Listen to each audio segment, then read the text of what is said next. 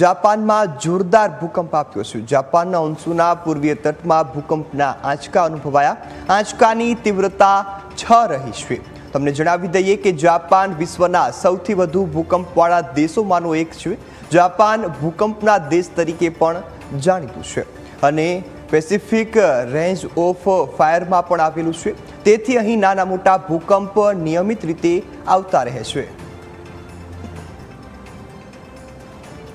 તો હાલમાં ભૂકંપના આંચકા છે તે અનુભવાયા છે, જેના કારણે લોકોમાં ડરનો માહોલ છે તે જોવા મળ્યો હતો। તાત્કાલિક લોકોને જે ઘરની બહાર નીકળવાની સૂચનાઓ પણ છે તે આપવામાં આવતી હોય છે। લોકો પણ સતર્કતાના ભાગરૂપે ઘરની બહાર નીકળતા હોય છે। તો આ દ્રશ્યો સામે આવ્યા છે જાપાનના, કે જ્યાં ભૂકંપના આંચકા છે તે અનુભવાયા છે અને આંચકાની તીવ્રતા છે તે 6 નોંધાઈ છે।